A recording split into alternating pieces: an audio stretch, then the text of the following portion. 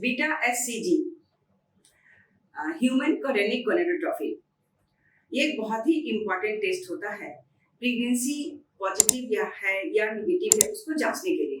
तो आज हम विस्तार से चर्चा करेंगे इस हार्मोन के बारे में और लो बीटा एससीजी का क्या कारण है और नॉर्मल कितने रेंज होने चाहिए। मैं doctor Neelu Prasad, director Aastha Lok hospital in Aastha. Beta HCG test जो हम लोग करते हैं पीरियड जैसे ही मिस होता है उसके 1 से 2 दिन में हम लोग जब टेस्ट करते हैं, ब्लड के द्वारा टेस्ट की जाती है और उसमें हम देखते हैं कि बीटा एससीजी की वैल्यू कितनी है। आमतौर पर बीटा एससीजी की वैल्यू जो होती है वो 25 से ऊपर जब आती है तो हम मानते हैं कि नहीं, प्रेगनेंसी टेस्ट पॉजिटिव है। लेकिन वही वैल्यू अगर 5 से कम रहती है तो क्लियर कट ये इंडिकेशन होता है कि वो प्रेग्नेंट नहीं है।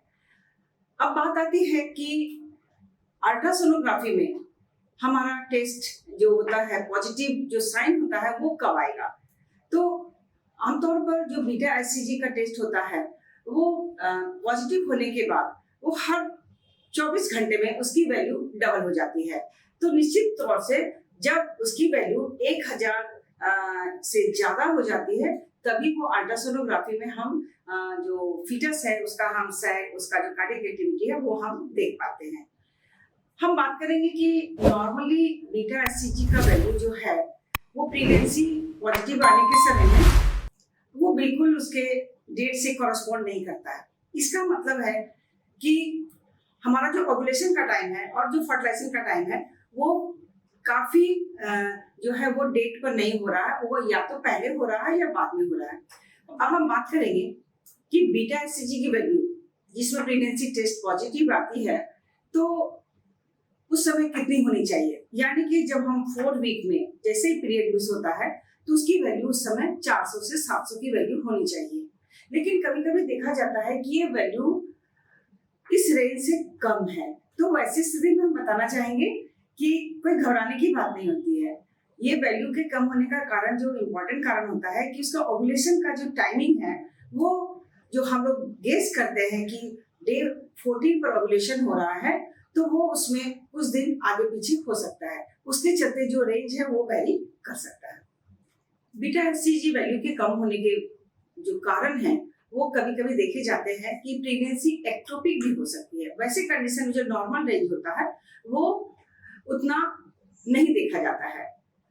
इसके अलावा और भी कारण है, जैसे कि हमारा जो इम्ब्रियो का क्वालिटी है वो बहुत अच्छा नहीं है, क्योंकि जो बीटा एससीजी जो हार्मोन होते हैं वो इम्ब्रियो के जो आउटर लेयर होते हैं वो जब इम्प्लांट होते हैं उसका जो टर्फेक्टोडोम होता है वो जब इम्प्लांट होता है यूट्रस में तब वो एक बीटा एससीजी हार्मोन है वो रिलीज करता है।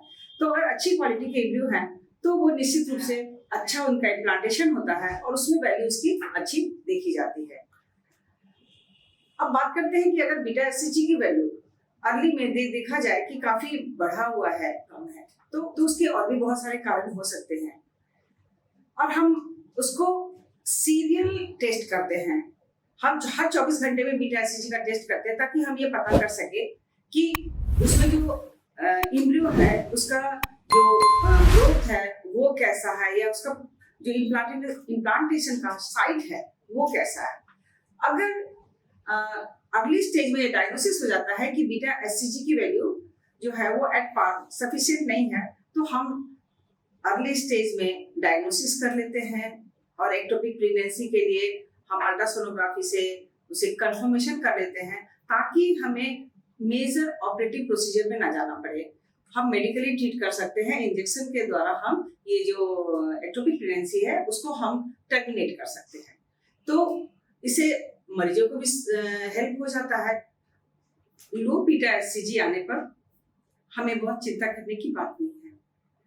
हमें कुछ वेट करना चाहिए, 2 हफ्ते के बाद हमें एक रिपीट टेस्ट कराना चाहिए, क्योंकि कभी कभी ये हमारे ब्लड में जो रिपोर्टिंग होती है इस हार्मोन की वो लेट होती है और कार्डियक एक्टिविटी भी लेट आता है। तो इसीलिए जब भी हम पॉजिटिव प्रेगनेंसी एक्सपेक्ट करते हैं और अगर मेरा वैल्यू 25 से ऊपर है उसके बाद हमें कुछ और वेट कर लेना चाहिए ताकि हम एक पॉजिटिव प्रेगनेंसी का जो लेवल साथ ही साथ अल्ट्रासोनोग्राफी से हम लोग कंफर्म करेंगे और पॉजिटिव प्रेगनेंसी का जो कंफर्मेशन होता है वो हम करके बाकी एक अच्छे से गायनेकोलॉजिस्ट के साथ में हम उसका ट्रीटमेंट शुरू कराएंगे।